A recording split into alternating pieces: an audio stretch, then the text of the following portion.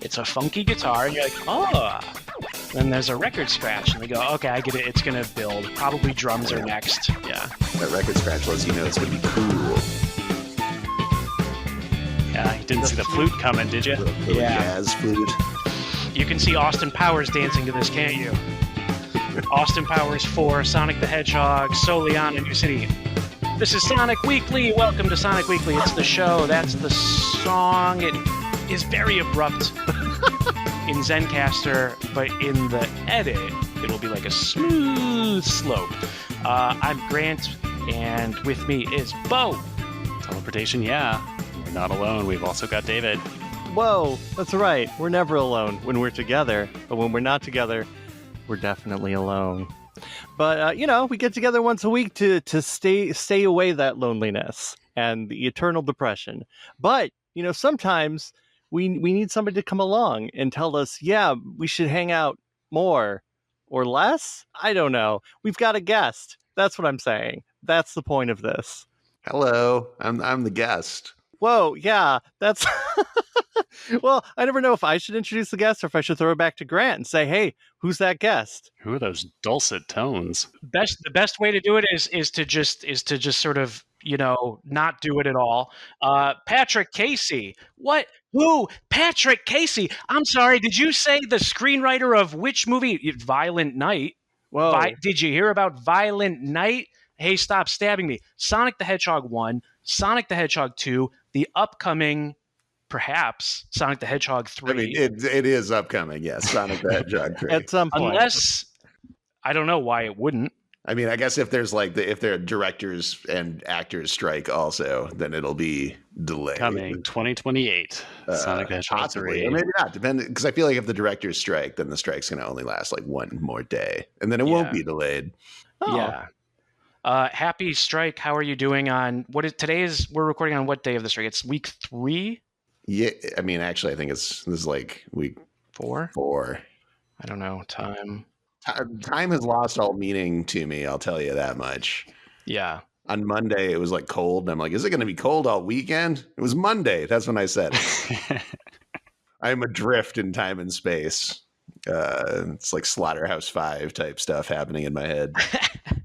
Thank you for making the time. This is the second time you've done me a huge solid on a second podcast. You did my other podcast, which is called the Pop Culture League. We did a live show in LA, and that was like a couple of days right after the strike. And you were like, I think it's fair to say, like pretty burnt out, but also like, Bo listened to the episode, an incredible guest. Like you put it together. You're like, yeah, man, I like stayed up for like a week straight. I'm feeling insane, but also let's talk about the Rocky movies. Let's go. I was worried. After that, I was like, did I make any sense? Was I saying sentences or were they just words in a random order? I wasn't sure. It was fun. It was a good time. You're not getting paid to write, which means you don't need to make sense. So that's don't worry about it. But yeah, no, strike wise, I'm getting along. It's an adjustment. But I did actually like badly need like a little break, so it's not the end of the world. Right. It's the 23rd day. I'm doing math. But yeah, hopefully this will get resolved soon because everybody needs to get back to work. Not just the writers, but the assistants and the crews and everybody. Like this sucks. Yeah. Yes. Yeah, it does suck. Right. Yeah. Just taking a beat there to think contemplatively. It does suck. Yes. And how much time do we want to spend on the strike? I think we can sort of segue to talking about what we want to talk about, which is, so we were like, well, obviously we can't really talk about Sonic 3. What can we say other than it's definitely coming out? Hooray. That's amazing. Right. And we're looking forward to it. And we're not going to try to like pry you for any deals. So what can we talk about? So you had previously mentioned one of the times that we spoke, Bo was just reminding us about how you look at Mortal Kombat as a video game adaptation that does it right. Bo, I'm kind of paraphrasing paraphrasing Pat. Right. It was me. I was re-listening to your original appearance on the GHC podcast, and you were, because somebody was like, oh yeah, you accomplished the thing. You did a video game adaptation that, say is true. And you're like, oh yeah, we watched a whole bunch of other adaptations and most of them were sort of off the mark, except for maybe the original Mortal Kombat. So you weren't like, yeah, it hit it out of the park. In case you want to say right now it did. the right idea.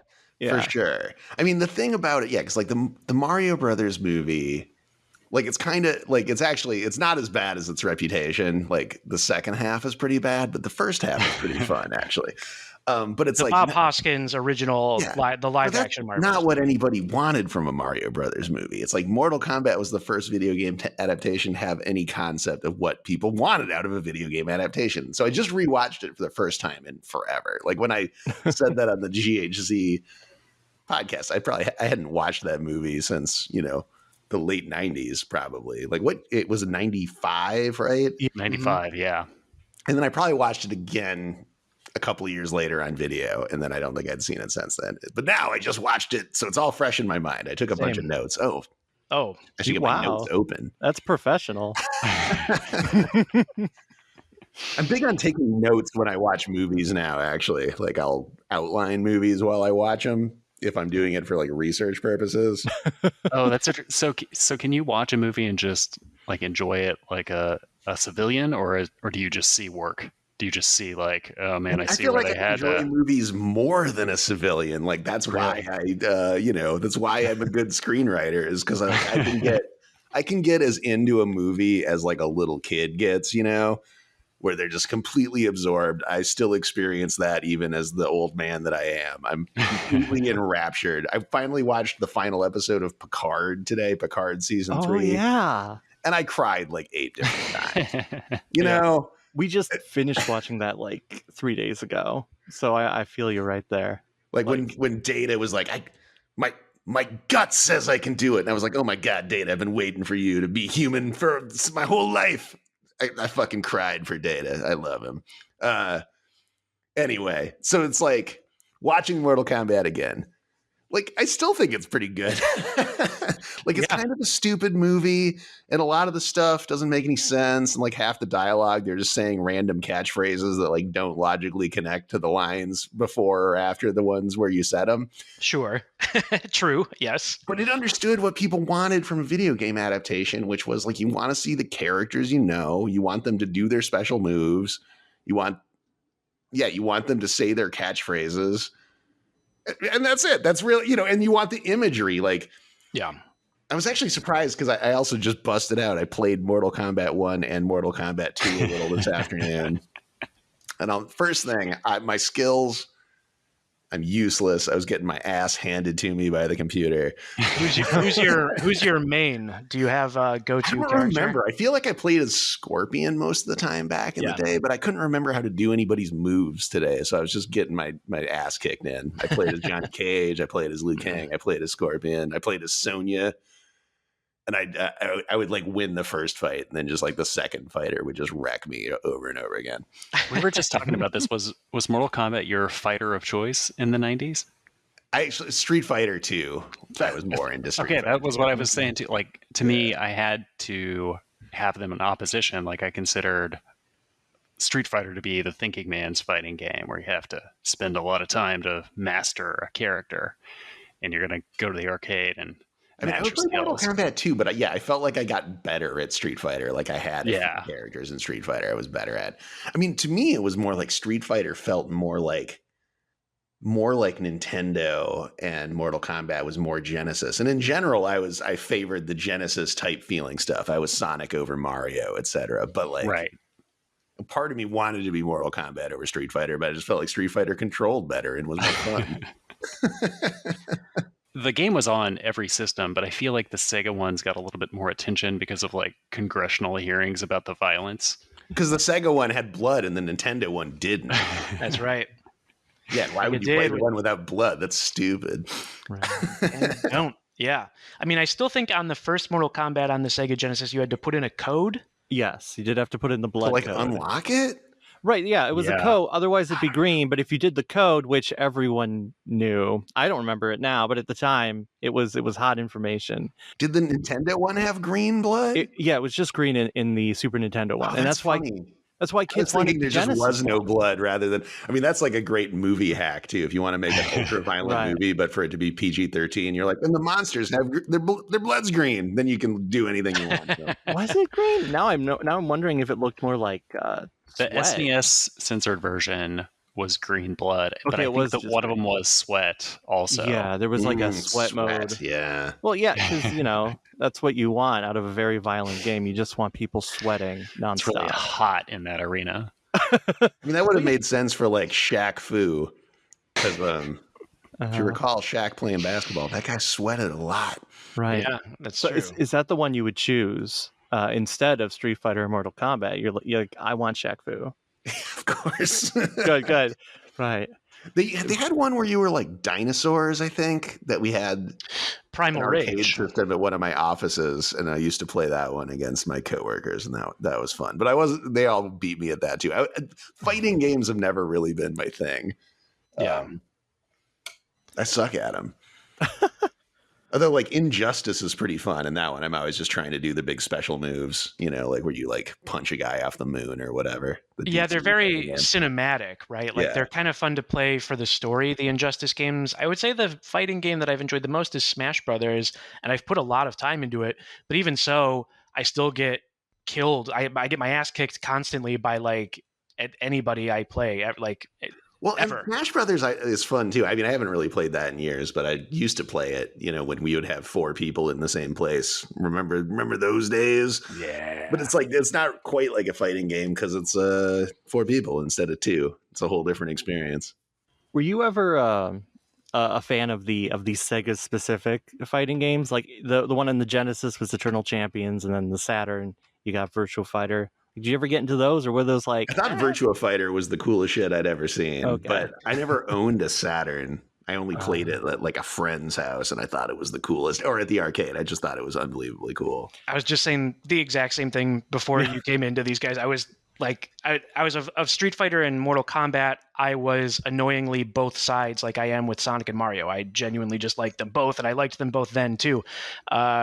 I mean, I like Mario too. I don't want him to say like I don't like Mario. It's just I always preferred Sonic. But I still play all the Mario games, But when Virtua Fighter 2 came along, I never had a Saturn, but it just like blew my socks off. There was another fighting game I loved that I also never had, but it used to be like would have been like 15 years ago. I don't remember what it was called. I think the golden age of fighters for me was that Dreamcast era where you had Soul Calibur, you had Dead or Alive 2, you had the Virtua Fighter 3 tournament battle. Blade. Did you guys ever play Bushido Blade? Like that was the coolest. And then there was one that was sort of like Bushido Blade where you played as different historical figures. Like you'd be like Julius Caesar or like Khan, and you'd have like the weapons of your era. And that might have been like a spin-off of like a History Channel like show or something, like a documentary show about like who would have won in a fight between William Wallace and whatever. And it was that game was fun as hell. Man, I wish I remembered the title though. What a bad thing to bring up on a podcast. I don't even know the title. Put it in the comments, anyone who can figure out what I'm talking about. We can talk about any sort of direction of this that you guys are most interested in. However, I was thinking, especially Pat, since you said you took notes, if you wanted to kind of go through the movie kind of in a broad beat by beat sort of. Yeah, I could do that. I mean, the basic outline, right, is just that we meet our fighters. Or how did we even start? Let me go back to the beginning. Well, it starts with like a cold open of just like first of all, it starts with the New Line logo and the song. And the song, fucking edit out my language. We have a guest. I shouldn't be cursing so much. It also doesn't matter. I cursed on this already. Is this not Right. a non-cursing? Okay, great. We usually do, but I was like suddenly. The man who wrote Violent Night would never curse. You're right. That's so good. That song, fantastic. I did a double take when I looked up who did the score. It's George Clinton, but not the funk musician. It's George S. Clinton. And it's directed by Paul Anderson, but not Paul Thomas Anderson. Paul W.S. Anderson. Right. They play the Mortal Kombat song 4 times in that movie. The beginning, the credits, and then twice in the middle. And if anything, that was maybe not even quite enough. No, like they could have played it 80% of that film. And I think it would have been good. I did have the soundtrack on while I was working for the past 3 days, I think, and the Goro chase, which interpolates the theme, is quite the banger. I'll have to listen. We'll have to put a link in the description. I don't know it off the top of my head, but I All right. believe you. So the movie, we start with Shang Tsung killing Liu Kang's brother, Chan. And then Liu Kang wakes up. It was just a dream. Or was it? A telegram has arrived. Your brother is dead. He's like, oh no. Then we cut. So we're just introing our heroes. Next we intro Sonya Blade, who's like doing like a raid on a nightclub. And as she's going through the nightclub, she seems to be just like randomly like hitting people in the face with her shotgun. Yeah.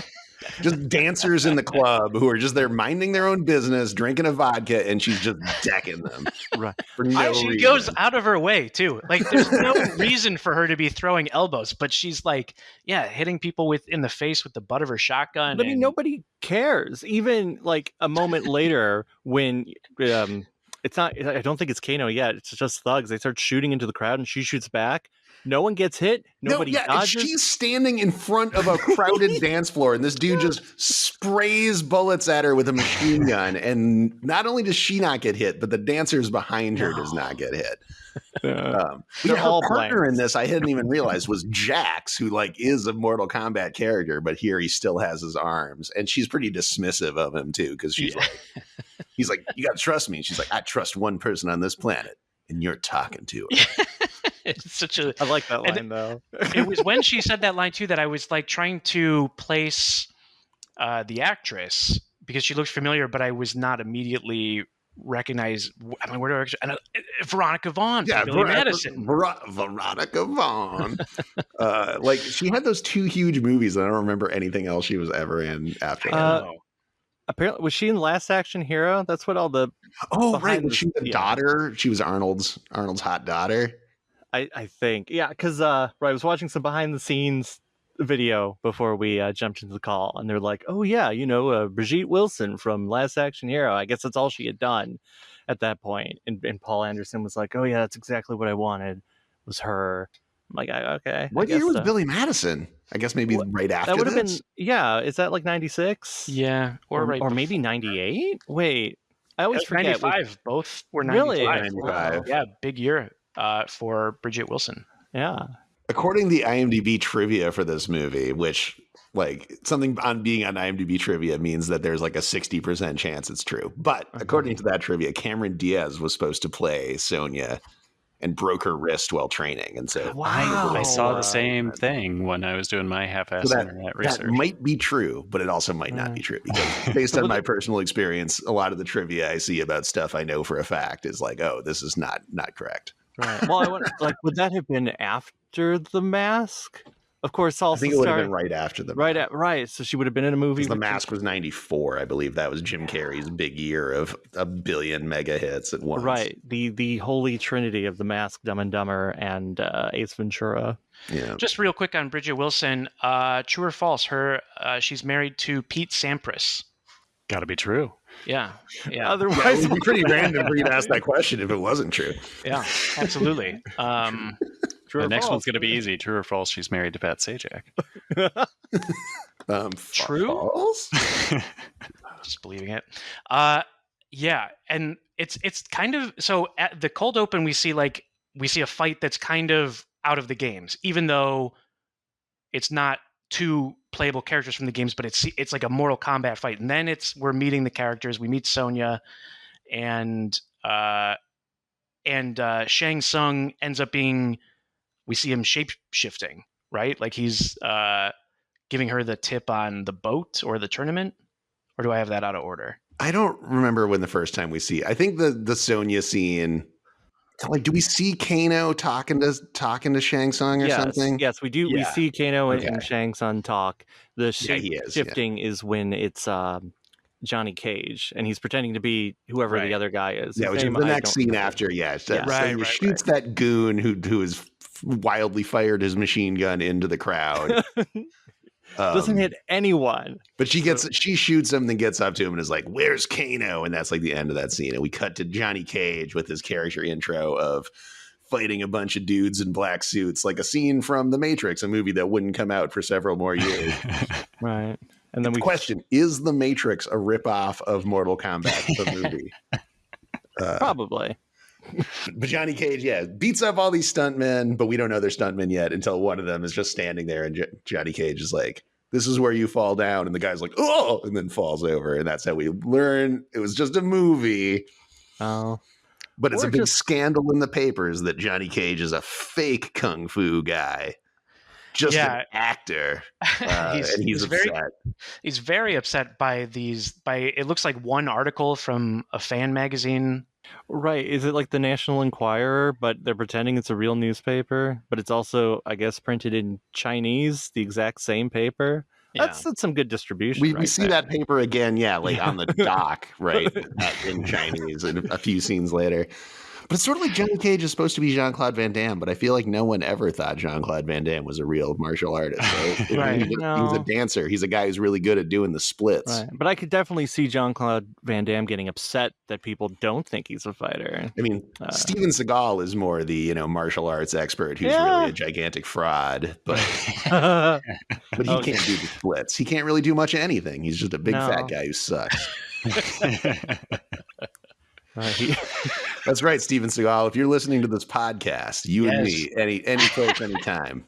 Called out on Sonic Weekly. What was his? Didn't he have a reality show for a bit where he was like I can't even remember. Seagal, where he's like a sheriff or something stupid.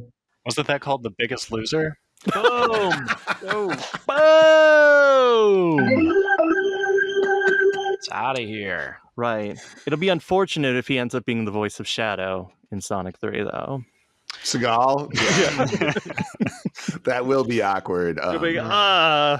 He's probably never heard of what podcasts are, so you're safe.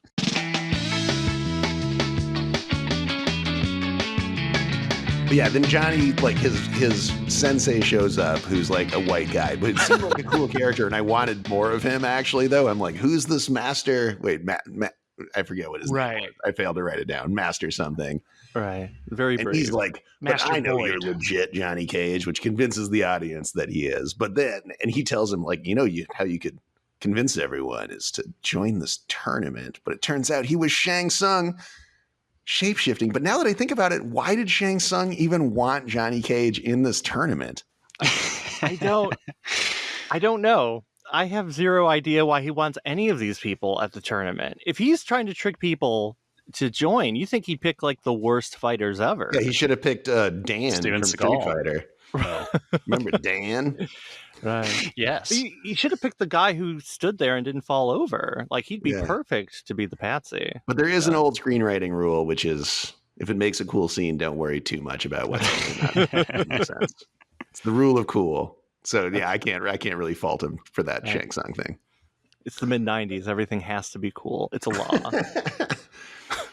I mean, there's, that aspect of it too that is really charming, but it's also just it's such a movie from 1995 visually. I guess in the sense of like how the sets look, maybe how just the I don't know, but visually it's just You're absolutely right. It's $20 million in 1995 bought you what you could get on a USA Network weekly drama in terms of visuals in 2006. Like that's the exchange rate over time. No, I mean, it looks like this movie looked pretty good to me. I mean, 20 million, that was our budget on Violent Night, in the year, whatever year we did that last year, 2022. Oof. I lost track of space and time again for a second there, guys.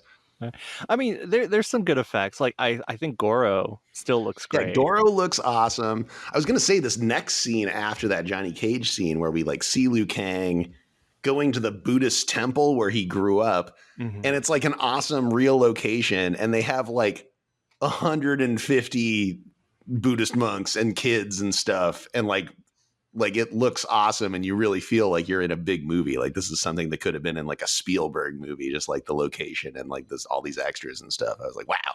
Yeah. Such a real movie, especially compared to, I haven't watched Mortal Kombat 2 or Mortal Kombat Retaliation in a long time, but I remember walking out of it so mad about a number of things, but most notably that it felt like nothing took place in a real world at all. Even though I think the whole movie supposedly took place on our Earth in the present, you like never saw a single normal person anywhere in the entire movie throughout its entire runtime. It was like everyone was a colorful ninja just standing on a mountain in the middle of nowhere with no other people around. And I'm like, this is all just disconnected nonsense. Yeah, that's a good point about the temple especially, but I guess it's when they're on the ship and then certain parts of when they arrive at the tournament where it does sort of feel like, or maybe just, I don't know, I mean, certain parts of it are, like just sets in a studio that are maybe not super duper good looking. It's not even that they're bad, it's just that they're different than what they would look like today, I think. Right. I don't know why that would be. Maybe just there would be more. I mean, now they would probably build less sets and it would be more like they would use, the volume or whatever. Yeah. I like seeing these kind of sets, even if they're full of, fake rock walls and stuff that are pretty obviously fake. But it's like, it's part of the movie going experiences. Yes. No, I agree. I like when it feels almost like a stage production in a sense, or like you feel a little bit of the artifice. Sometimes I like that. I mean, I've seen people comment about that, like in The Princess Bride, when Wesley fights Inigo Montoya, their big sword fight.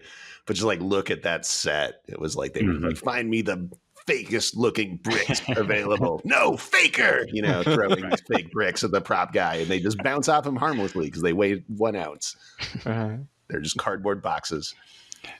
But I think it is a movie that's sort of at the edge of, you can distinguish the years. Like, to me, there's like a pre-1995 look and a post-1995 look, and this is still in the pre-era. Reptile's a little rough, I think. I mean, he actually like kind of worked, as like a little CG creature. Like he obviously he looks like there's some particular like video game failed mascot from like the 90s that he reminded me of, but I couldn't remember who. Gex? Yes, Gex. I was like, oh, he looks like Gex. One of our listeners, Jai, is going to really enjoy that you are thinking of Gex. But the fact that he was just one thing, because that was another thing in Mortal Kombat Retaliation. They had like so much CG in that movie, and it was so bad. Like it looked as bad as like video game graphics of the time it came out. Like just like a whole dragon that was like 12 total polygons. I was like, why are we doing this? And Reptile didn't look nearly as bad as that. I mean, I think that was like something where they totally ran out of time. They were like, we'll just put the previs right in the movie, Right. Yeah, I didn't get to. I was going to watch both. I just didn't get around to it. I was like, okay, I watched the first one. I'm going to go to bed. But yeah, I don't know. I mean, I guess because it is 95. It is that line. But yeah, the sets. I mentioned this before you joined, before we started recording. The behind the scenes footage, I think the sets look better when there's just a guy with a camera pointing and recording them instead of like the actual movie. And I don't know if it's just the way like certain things are framed, or maybe things are missing, or if it's even the film stock. Because there is a little bit of a disconnect when you go from like them fighting on the beach in the circle, and then I guess we gotta crack Kano's neck. Sonya just does the leg thing. She's like, okay, you're dead. And then we jump to the set, and the set just feels faker because there isn't like that gradual transition to. No, it's true. I mean, like there is a big, that's part of the danger, I guess, of using some sweet real locations, is that it's going to make your paper mache rocks look even faker. Right. In comparison, as opposed to if you did the whole thing on a studio. But I still liked having those real locations. Go back to that Sonya Kano fight, by the way. Yes. This is a movie that failed to set up Sonya as a martial artist in any way. The one scene we get setting her up, she's using a gun. And it doesn't set up Kano as a fighter at all. Like, he's just some guy. Then Sonya defeats him, which to me says that he sucks. And then Sonya never gets in another fight again, except for there's one part where our three heroes just fight a bunch of ninjas while the Mortal Kombat theme just blasts. Right. I was so confused why she was there. Because you also have Shang Tsung's like, oh, I have plans. He never reveals what those plans are about. Yeah, why did he want Sonya in the first place? Other than I guess he just thought she was hot. Like was like, yeah, that is the answer. I got curious. And he wanted to fight her. Like he wasn't like, you got to marry me, which almost felt like what it was going on. Well, okay. So online. Classic Bowser type situation. I found a digital copy of the novelization because I was curious. I wanted to This know. movie had a novelization? Yes, it Of course did. it did. And in the novelization, he does, Shang Tsung's like, oh, I want you here. You have to fight me. You have to lose. I won't kill you because you are going to become my queen. Like, he just straight up like. Also, Kano doesn't die in the book. She refuses to kill him, which I found interesting. I mean, that seems like more like the thing you'd usually get in a movie. I like that Right. she just mercilessly snapped his neck like Famke Janssen in Goldeneye, you know? Right. Which was also right around the same year, right? That It was like 95 also, yeah. Oh my God, Yeah. I love What a Goldeneye. year. Me too. Also, Goldeneye, best Bond theme. Tina Turner, R.I.P. And am I using her death for leverage in my argument of saying Goldeneye is the best? Well, it's also got Jodan Baker in that movie. You can't forget. Right, in Goldeneye. All quiet. You're like, who's You got to Jodan sing the Baker? song to us, Grant. I don't remember how it goes. Sing it. Do it in your Tina Turner voice as well. Bum bum bum bum. It's got this like, and then she's like, with their golden eye, and then she's like, bum bum bum bum. So Yeah, now I do remember it. That was good. It had a great credit sequence too. I loved everything about Goldeneye was incredibly rad. Fantastic. Yeah. With all the Russian statues and stuff, and it was like. And it's like, it's like sexy lady legs, and then like a woman is his face from the profile, and she opens her mouth, and a gun comes out, and it shoots. And now they've totally gotten rid of the sexy ladies in the Bond. Now it's only bullets and stuff, and I'm like, it's supposed to be bullets and guns and sexy ladies and Bond silhouettes. Now it's only Bond silhouettes and like bullets, and I'm just like, it sucks. Yeah, you guys don't understand your own franchise. Well, maybe Daniel Craig was like, I am the sexiest one here. I don't want anyone, making you think otherwise. So one more callback to your first appearance on the GHZ podcast that was referenced earlier. That legendary podcast appearance. A legendary podcast appearance, as noted by a blog that shared about it and was like, because you pointed out about the Tom and Jerry movie that like the Tom and Jerry movie should focus on Tom and Jerry. Oh yeah, like a really good philosophy item, and I was like, oh, I shouldn't have said anything. I think what you said was totally like fine and like not. It was just like it was a philosophical thing of like if the movie's Mortal Kombat, it's based on Mortal Kombat, then you should see Mortal Kombat like things. Yeah. Ergo, in the Sonic movie, you want to see Sonic do Sonic type things, and then we were talking about that presumably. And I guess tying it back to Mortal Kombat. By this point in the movie, it's definitely paying off the premise. We're in the tournament. Even though Sonya and Kano weren't really set up well as fighters, she cracks his neck. And one funny thing, we're jumping ahead because first we go to the after Liu Kang's next intro with the Buddhists, where it's like he's the chosen one, but he doesn't want to be, and his brother was trying to take after him and it got him killed, and then Raiden shows up and convinces Liu that he's actually a god by, shooting lightning out of his ass or whatever. But then we go to the Hong Kong docks where all our characters meet each other. Johnny Cage tries to get Liu Kang to he thinks he treats him like a porter or whatever, like a baggage boy. And Liu Kang just throws all his shit in the water. But we also introduce Art Lean. Oh yeah. Who's like some kind of famous fighter, right? We don't know what. He's really only in two scenes in this movie, this intro scene. And then when he later gets killed by Goro to set Goro up as a bad guy, which this movie does not have a lot of building the characters up. So it makes sense when you fight them that they're badass. I guess Shang Tsung killed, Liu Kang's brother. But yeah, we didn't set up Kano as a badass really, other than just saying he's a criminal. We didn't really set up Sonya as a badass. But what's really funny to me is because then our three heroes, Johnny Cage, Liu Kang, and Sonya, even though none of them like each other because Johnny Cage is such an asshole to both Liu Kang, because he's racist to Liu Kang, really, kind of low-key racist. He's super sexist to Sonya, but then the three of them become best friends anyway. But where's Art, this other cool guy? Why doesn't Raiden tell him because Art could win the tournament too, and that would also save the Earth. But it's sort of, we meet him, he's a nice guy. Then he gets killed. I mean, which is like a standard because this movie's also basically a remake of Bloodsport and Enter the Dragon and all Tournament of Death movies. But usually it's like our hero really befriends the guy who then gets killed by the big bad. And like that guy's a real character who you think might be the hero of the movie. And then they get killed rather than they're a guy he meets. And then we like don't see him again until the scene where he gets killed. Yeah. Well, in the novelization, he does get a bit more page time, I guess, there. He, I guess, awkwardly watches Johnny Cage fight Scorpion.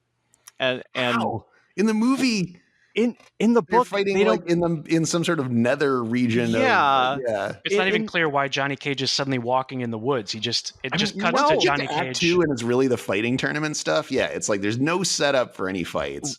Yeah. It was unclear to me if that was a Johnny Cage versus Scorpion like sanctioned fight or if Johnny Cage was like, I'm just going to go for a walk and then Scorpion randomly attacked him.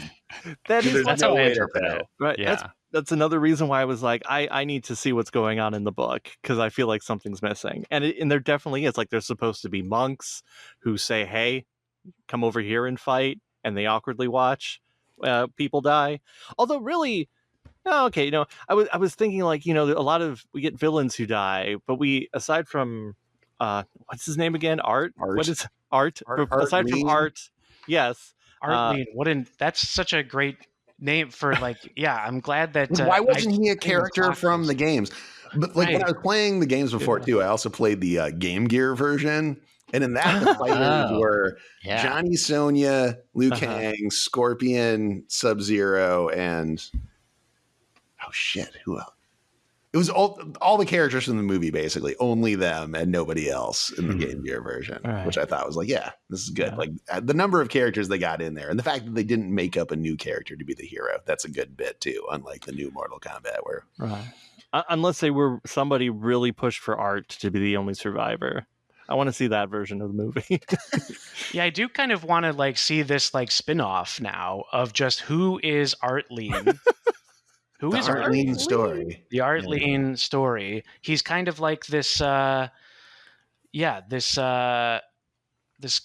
was this Michael Showalter movie called The Baxter, where that's the name of the guy who just is always not going to be the guy, and that's sort of who Art Lean is. He's just there to be like the fall guy, I guess you could say. That would be another phrase, more common phrase. The book also gives him a really nice funeral scene because I guess anyone who dies in the tournament, they get a statue erected where like, oh, really? Yeah. And I mean, I guess that's like, expensive to do. Maybe that's why they left it out of the movie. Yeah, probably. So it's like, oh, there's the Art Lean statue and there's a hole. And then you got all the pallbearers and Johnny Cage just watching sadly. And it makes you, and then I think you also have a conversation with Raiden and someone about, Raiden and Liu Kang about like, why don't you intervene? Why are we doing this? There's a bit more. Like Raiden's like not allowed to really intervene, right? No. There's some sort of elaborate rules governing his. I guess so. Even though I guess like, why can't he fight in the tournament? Yeah, unless they don't really explain it because you can. I mean, he's like a god, though. He's not like a mortal. Maybe it's Mortal Kombat. You have to be mortal to fight in it. But he is playable in the first one. I forget if he is. Okay, right. Yeah. How do we feel about Raiden being played by a white guy, by the way? Probably wouldn't do it today. No. I wouldn't have done it even then. I remember seeing it at the time. I was like, this feels racist. It was very awkward being like, oh, yeah. Because I'm like, oh, Christopher Lambert. Like, I guess, is that the name for people, like, just casual viewers going, oh, I know that name.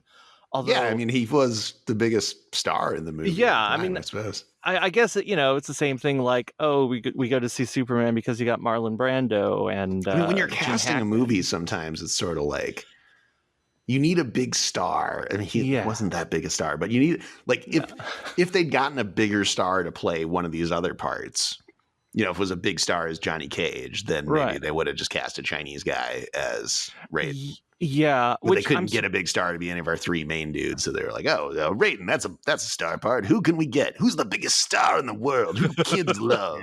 Kids love Christopher Lambert."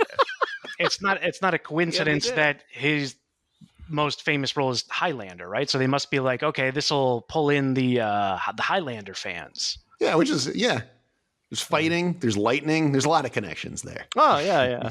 He never uses a sword in Mortal Kombat. Should. There should, well, yeah. Oh, right. The book also, because oh no, names are escaping me. Goro's fight in the movie. It starts off between him His fight and Johnny between Cage. The Johnny Cage. Yes, the one where Johnny Cage is like, I got a plan. I got a great plan. His plan is, of course, to punch him in the dick. I think that's what every. I loved that. Like seeing this as a kid, I was like, I thought it was the funniest thing I'd ever seen in my life. It is funny, and in my memory, that was the entire fight. I forgot that there's a whole part where then Goro follows Johnny out to like the cliffs of insanity, and then Johnny just whoops his ass anyway. Right. I guess because Goro was still impaired from just his dick hurting. Right, I forgot. I also thought it was about to end like him just crumpled up on the floor and go, okay, that's the end of Goro. But yeah, in the book, it's more a proper fight, and they talk about the shadow kick, and Johnny Cage doesn't win and like push him over. Goro is like, will you kill me? And Johnny says no, and he goes, oh, okay, and just jumps off the edge of the cliff. What? And I was like, why? I don't know. Like, clearly some things, like, this must be from an earlier because he was humiliated or something, and he's got some sort of honor-based civilization in his dimension or whatever. Because there's a thread of all about Shang Tsung where he's like, you have to kill these people so I can absorb their soul. This is tribute to me. And that's kind of thrown out. Like, yeah, he absorbs people's souls, but he's not asking people to give him tribute. Like in the movie, he says your soul is mine. Right. He just does it when he feels like it because he doesn't absorb Kano's. He's like, fuck that guy. I don't care. I don't want him in my body. Who knows where he's been? But Kano never used his laser eye, did he? Like his metal face was totally irrelevant. No, I think it just.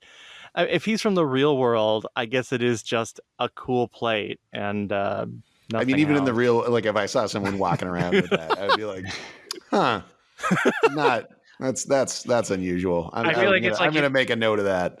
He went to the surgeon from the Jack Nicholson Batman. You see what I have to work with here? It's just like one plate mirror. Yeah. Before we leave the Goro chase, I looked up what was $500 worth of sunglasses in 1995 in today's dollars. So the inflation rate would be $1,009 is $500 in 1995. Yeah, that's more than I would pay for sunglasses. But Johnny Cage is a movie star. What are the most expensive sunglasses I could find? I could not crack $700 today. So really, these sunglasses that he lost are really quite valuable. Yeah, that's I want to know the brand. I want to know if they would have fit Goro, like if he had put them on. Well, there's like a lot of fan speculation about what are these sunglasses, and I don't think they've been positively ID'd. Oh, wow. I didn't realize that it was such a big point of conversation. Because, I mean, I guess, we are talking about this movie. I forget the critic scores. I'm assuming it wasn't critically acclaimed. Yeah, Johnny Cage's dick punch was his special move from the game. Right? Like that didn't just come out of nowhere. No, it's a good move. I like that it. It's funny that it's happening in the movie. I just found it funny that in the book it's like, no, it has to be long and serious, and there's a lot of mention of the shadow kick in that book. What's because the shadow kick? Am I misremembering the name of it? It's maybe where he goes fast forward, right? And there's like a to an observer, the shadow kick looked as if Johnny had elongated and faded, as if he were a blur of motion caught in a strobe light. The only sound was the rushing of wind and the loud crack as Johnny's foot contacted the ninja's So that was head. A move from the the funny thing. What Mortal Kombat understood too about because Mortal Kombat has this complicated mythology. And I think they later maybe kind of changed the mythology of the games to match the movie a little bit. But the mythology only mattered if you actually read the manual of the game, which I did not. Games, especially back then, barely had dialogue. Like the things you had to say in this movie were flawless victory and fatality and fight. Those were that's the only dialogue. So as long as you get all that and stuff looks like things from the game and you see the thing, it's just getting too hung up on the details of the plot of games is stupid for a movie because movies are just like a sensory experience. They exist to make you feel things. They don't exist to make you think or even make sense necessarily.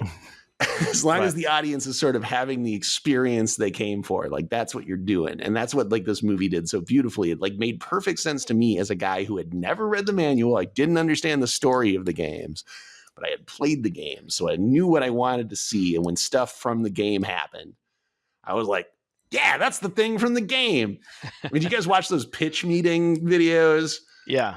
Yeah, like it was, that's the thing from the thing. Like I was experiencing that, and it felt good.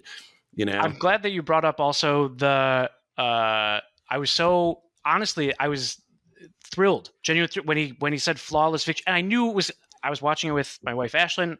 Like, I hadn't seen this movie in years, but it was like he's gonna say flawless victory. We timed it, boom. We both said flawless victory, and it was beautiful. It's great because it's like it's you wanted a cake and you got it, and it's satisfying. Even though I think they say flawless victory like a bunch of times in this movie. More times. Like this movie loves catchphrases, so they say everyone a bunch of times. And a couple of times they say flawless victory after a victory that was like not flawless. Right. No. In fact, there was like one actual flaw. Like I think Johnny over Goro was genuinely flawless, wasn't it? Yeah, but like Liu Kang does it after he kills Shang Tsung, but like Shang Tsung like scored a bunch of hits on Liu Kang. Yeah, he just said it to set it. He's like, that's the cool thing to say, right? It's like, no. You don't maybe should understand have said the role. Like fatality, maybe would have been. Yeah. They didn't do babalities. Right, no babalities, no friendship. I mean, there is friendship in the film, but they don't look at each other and say friendship. Maybe they should have. There was that great scene of like Sonya and Johnny Cage like walking on the beach in front of a sunset where I made a special note of how unbelievably good that looked. I was like, wow, this is a genuine sunset. This is some beautiful cinematography. But what have made it even taken it to the next level is if they just looked at each other and said in unison, friendship. Right. And they fall in love so fast. It's been they like weren't in love at all. Even at the end, he's like comments on her hot little leather mini dress, and she like rolls his eyes at what a moron he is. No, they're in love. They're married. They got married right then and there. The monks did it. Well, no, because at the end they arrive and like the monks are like, "Yay!" This is the other thing I hated about Mortal Kombat 2. Is like this movie inexplicably ends with like they're like, "Yay, we saved the world," and then a giant bursts out of the monastery who's the emperor, and Raiden's like, "The emperor." And he's like, I forget what they say, whatever. And they're like, time to fight. And then we just play the Mortal Kombat theme song again. All right. Mortal Kombat 2 took that to be canon, which they should not have done. They should have just ignored it. So Mortal Kombat 2 starts 1 second after this movie ends. Johnny Cage is, I think, played by a different actor, and he gets instantaneously killed. And I'm like, this is a bad thing to do to an audience. You make them like a character, and then you just like discard him like trash for no reason. After he didn't get to like enjoy any life after the first one. He like learned lessons and stuff, but like he didn't get to apply that. He didn't even get to like go back to his apartment and have a nice dinner. He died instantly. It's not a nice thing to do. Maybe he was brought back in the animated sequel. I guess probably like in a Mortal Kombat world, people go to some sort of other dimension when they die, right? And so they can come back. Like in the games, people just keep coming back after they die, right? Or something. Scorpion is technically dead. Like he comes back from the dead because he wants to enact revenge against the original Sub-Zero. None of that's in the movie. It doesn't matter. That would be probably you don't need it. Like I saw people complaining that it wasn't a good adaptation because like Scorpion and Sub-Zero weren't enemies with each other when that's such a key part of the mythology. But like if you just played the game, it's like these two dudes are wearing the same outfit. They don't seem like they're enemies. They seem like they're the same guy, color swapped. Well, yeah, that's because in the game that's what they were. They were like, we can afford one costume, and then we'll change the color in both. Makes sense because even in this movie, he pulls off his ninja mask, and underneath he's just a skull. Even though you can see his eyes while he's wearing the ninja mask, so that implies he's wearing like an elaborate Hollywood special effects latex mask of a real face, under his ninja mask, but over his skull face. Well, he doesn't want to scare anyone in this tournament where people die. Like that's just too much. This Mortal Kombat, the games and the movie, the franchise, the mythology, I did read the manual in the car ride home, and I thought it was like cool. I don't remember the details, but what I do remember is just like the whole concept of like it's like a tournament to the death, but you can never die, and like you're just always coming back, and you're always Can like, you never die? or I don't know. Like, some recently, the people die. Robin comic book. I don't know if you guys are still reading comic books. That's but actually where I was going with it. I'm is an adult like, man who reads comic books. Yeah, and that Robin storyline where he gets in a tournament of death on yes, Lazarus Island. yeah, And he gets killed, but on Lazarus Island, you have 3 lives. If you get killed, they bring you back twice. But if you get killed the 3rd time, you're dead forever. That's standard video game rules. Yeah. That feels like that's meant to be. Yeah. And it also made it okay for Robin to kill people on that island because they weren't fully dead. Yeah. They were only mostly dead. Mostly, yeah. If you're mostly dead, you're slightly alive. So, but this is more popular in manga and anime.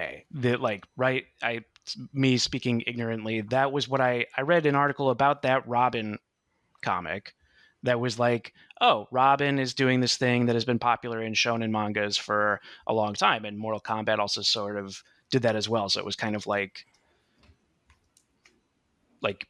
taking, I don't know. I believe you, but I'm even more ignorant than you are. So great. David sounds good. Like, I mean, that felt like it could have been influenced because Robin is like reading manga like while he's on the island too. I mean, like, I didn't understand that whole motif where that was going because it never seemed like it paid off. But I guess that's why. I think so.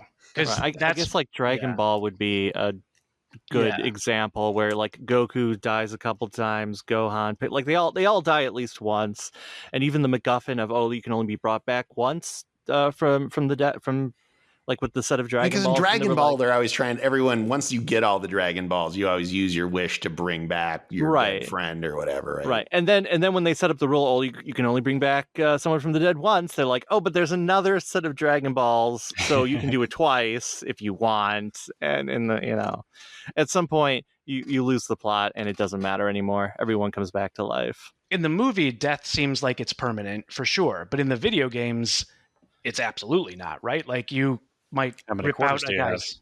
Yeah, exactly. You're ripping out somebody's spine. In the movie, it was interesting. Like Sub-Zero and Scorpion, we get to see them. They like kill some completely random guy when we first get to the island to just establish, this is a tournament where people die. But that's all the like villain building we do for them, really, because then they each get their ass just murdered in their first fight. Yeah, like you think that maybe you'd have a hero.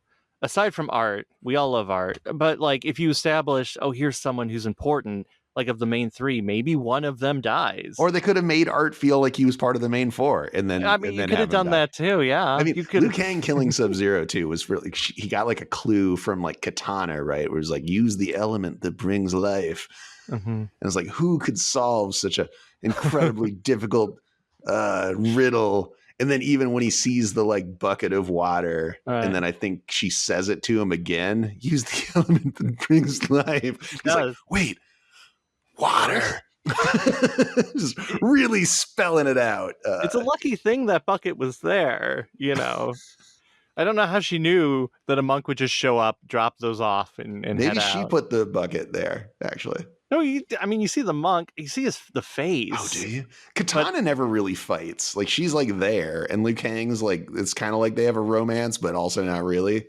All right. Did I make it up, or is Katana not even in a game at the time they're making the movie? Mortal Kombat 2 was out. Yes. So she was in 2, probably. She was in 2. I don't remember when 3 came out. Mortal Kombat 3. But like when did Reptile first appear? I think he might have been in part 2 actually. He was in the video game 2. Yeah. And video game 2 was in playtest phase. While this That's movie what I'm thinking. Yeah. So were they like launching new characters in this movie, like to be in the game too? Possibly. Maybe. I feel like I don't know if it was this one or the other. Like there is one of those movies has like a secret code in the credits to unlock a character. Oh, it does. Yeah, it's this one. It is this one. Okay. Yeah. In the credits, if you watch it, it gives you a code that works in that game. I liked how in the fight, Liu Kang versus Reptile, his like kill move is just Liu Kang's like patented multi-kick technique. Just kick him in the chest 15 times, and then Reptile like disintegrates basically from getting kicked so hard. I mean, that's what I would do, I guess, if someone kicked me that many times. He becomes Bugs, and I'm like, why? He's a reptile. Shouldn't he? What's the Bugs? I guess because you can bugs buy are real cool bugs. and gross. I don't know. They That's are. I mean, that is Right. It's gross to be gross, and that's cool. But and you can go get just like a bucket of disgusting bugs down at like the bait store. Like it's a great cheap special effect. I'm looking at the Wikipedia to see if there's like any major things that were. And interestingly, in the cast, the only person who does not have a separate page is Kenneth Edwards as Art Lean. Again, Like he's so, kind of like left who is out. he? Kenneth Edwards is an actor, but Art Lean. If you Google Art Lean, you mostly just go to a couple different fandom.wikis of Art Lean, which says he's a minor character, and then a Mortal Kombat thread that says, "What was the point of Art Lean?" And What most people are was like, his he's point? just sort of there. Watch Enter the Dragon or Bloodsport and note the scene that is the same, except for with their Art Lean characters are much better set up. But I also want to talk about Shang Tsung's big fight with Liu Kang at the end. Yes. It's also very unclear how the rules of this go because Liu Kang, or Shang Tsung first challenges Sonya, but then it's like you have to accept the challenge, and then so she doesn't accept, so she's just a hostage. Yeah, and Raiden can't go into the other dimension, but Liu Kang and Johnny can. And Liu Kang has this big fight with Reptile, which wasn't a sanctioned fight; it was just an ambush. They finally get there. Shang Tsung challenges Johnny, and Liu Kang's like, "No, I'm gonna fight you," with like no input from Johnny. And Shang Tsung, or Liu Kang, like declares that he's the chosen one. But Katana tells him, like, you're gonna have to do three things: face your enemy, face yourself, face your worst fear. So face your enemy, Shang Tsung. Like they're having a one-on-one fight. They just kind of hit each other with their elbows a bunch, a real close quarters fight. And I guess Johnny and Sonya are there watching, but we like never see them for the duration of this entire fight. But I guess they're just standing at like the edge of the room. So face your enemy. Then he calls forth the souls of various and ancient dudes he absorbs. So there's like a samurai, and there's like some kind of Pacific Islander dude, and a bunch of different guys. Liu Kang whoops all their asses. Then Katana says, face yourself. And all Liu Kang does, he says, you can look into my soul, but you don't own it. And he like runs up a flight of stairs. I felt like this was supposed to be like a mirror fight, like in the game, but then they decided they couldn't do it. Like he had to fight a clone, but they should have cut that face yourself line because he literally does nothing. Face yourself. Liu Kang runs up a flight of stairs, then face your worst fear. And then Shang Tsung transmogrifies himself into Liu Kang's brother, Chan. He's like, it's me. And Liu Kang's like, it's not really you. I just saw Shang Tsung turn into you, man. That's not the dialogue, but that's what's going on. Like, who would have been fooled by this? Yeah. Shang Tsung, you should have at least like stepped into the shadows and then had Chan come from the other direction. Like, I mean, come on, man. You got magical powers, but use your head. Yeah.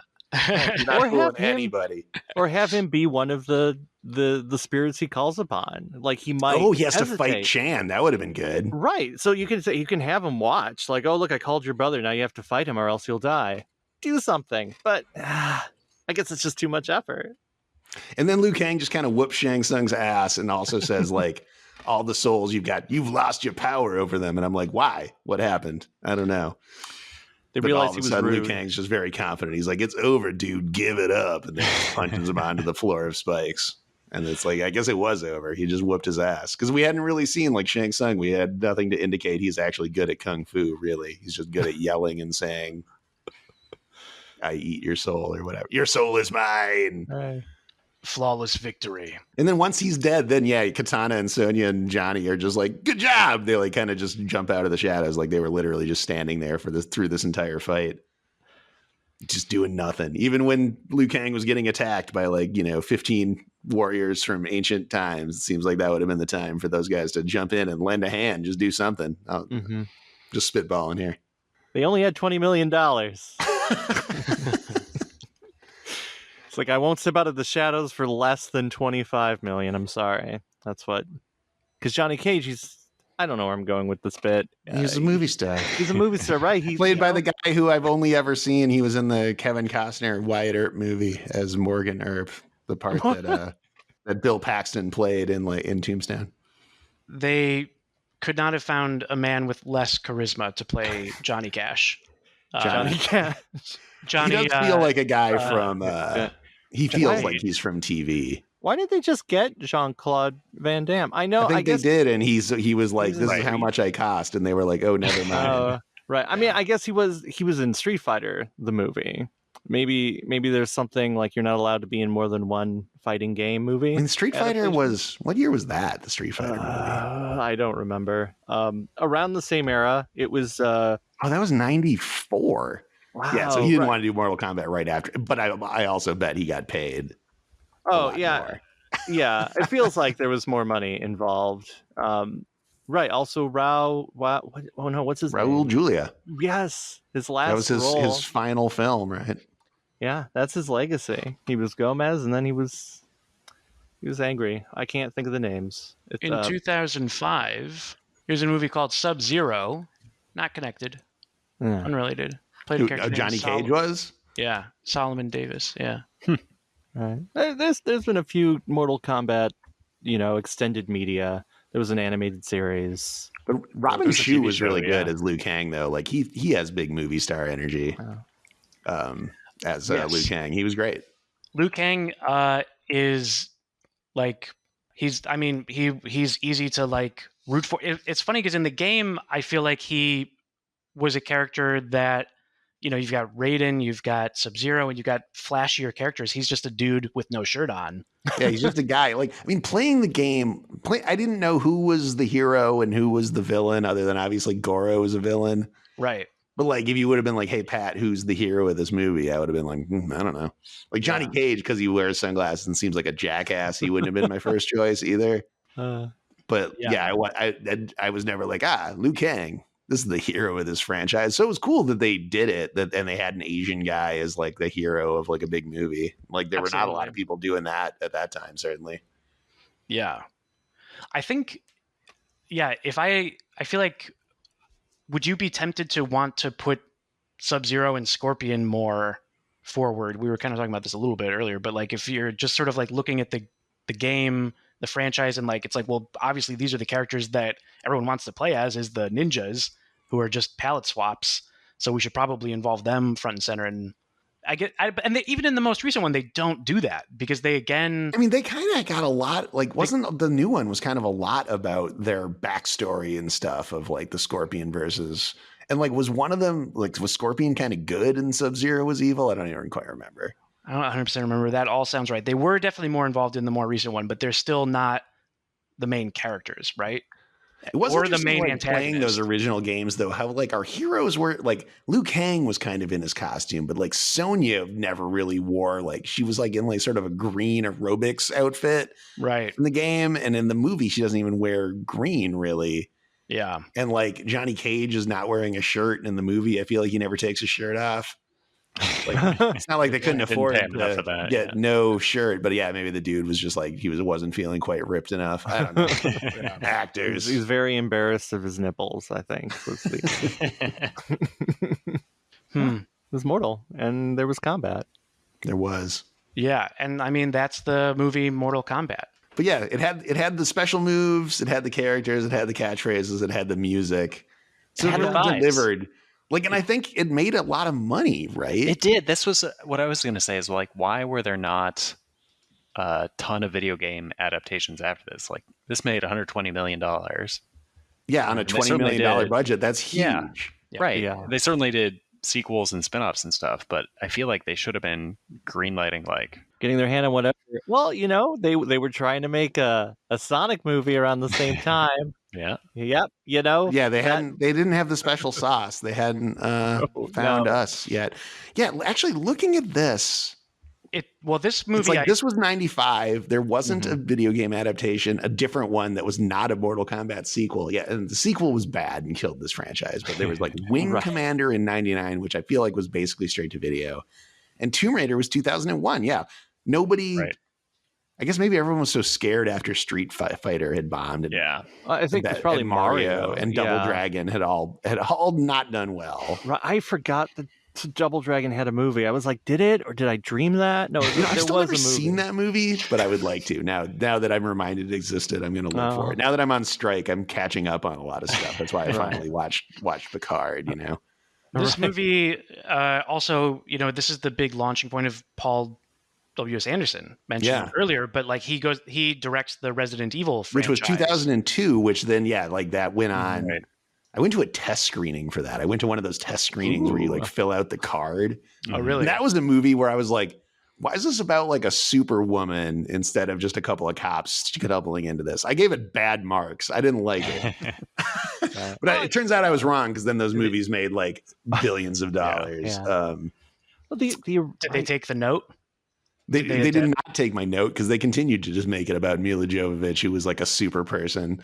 Right. Like, I was just baffled. Like, why was that how we went? Like, I was like, there are barely any zombies. There was like barely any zombies. Like, I was glad there was the zombie dogs and stuff. I was like, yes, that's from that's the thing from the game.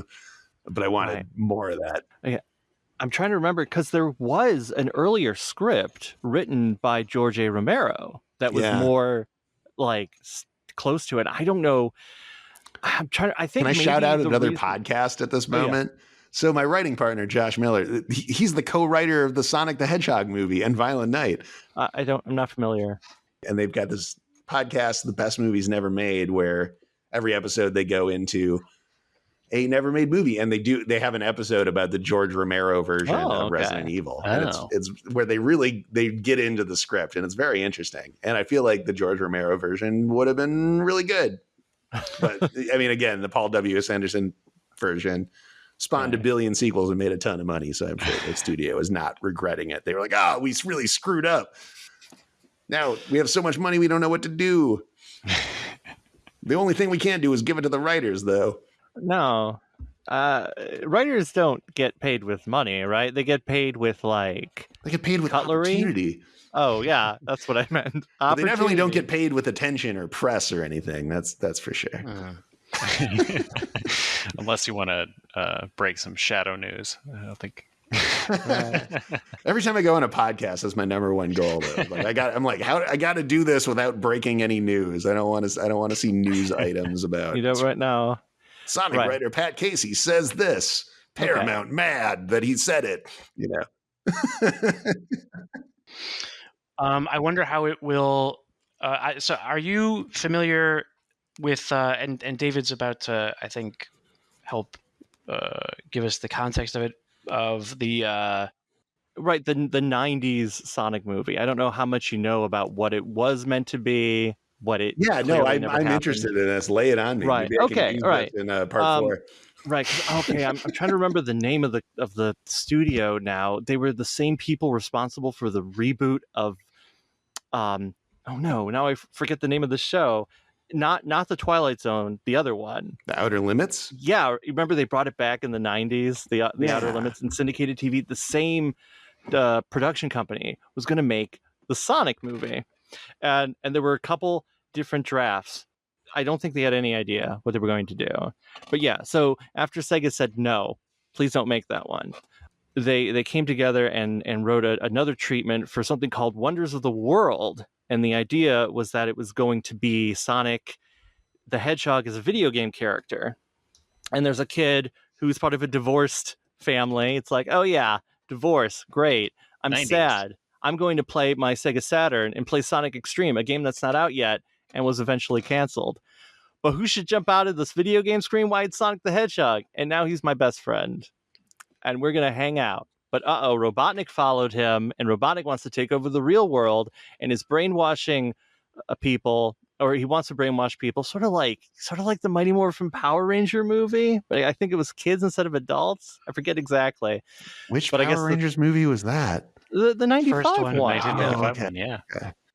Wait, so what is Wonders of the World about? I still got Wonders of the World, right. So the idea was that Dr. Robotnik wanted to capture the 7 wonders of the world. After he escaped from the game. Like a game. Genesis got struck by lightning and they just came to life. Like Johnny I think it was something like... it's a reverse Tron. Isn't the Hoover Dam one of the 7 wonders of the world? That's one of the modern ones, yeah. But the ancient ones aren't there anymore. You can't capture the hanging gardens of Babylon. They don't exist. Right, like it was just absolute insanity. It should have been called the 8 Wonders, and one of the things he's going to do is kidnap Andre the Giant. Somebody made a fake poster of Wonders of the World that has Jonathan Taylor Thomas on it, which I think he would have been in that movie. And it would have been Sonic teamed up with a kid in that movie. Oh, yeah, because it was, hey, it's about this Josh Pinsky, a 12-year-old son of a divorced couple. So basically, the thing you avoided. Pinsky was the name from Salute Your Shorts. Yeah, like for our movie, actually, I don't know if I told you this before, but it was the studio. They were like, and Sonic teams up with a kid. That was like the brief we were given, basically. From the previous writers? Yeah. Or was that like the studio's version of that was the studio's version of just what they wanted? Because people are like, why didn't you make it all animated? I'm like, that is not up to me, man. I am the writer. We were told Sonic has to have a human friend. They assumed there'll be Sonic and a kid or a group of kids. And then we came up with a whole story for that. But then we were also like, what's the point of these fucking kids?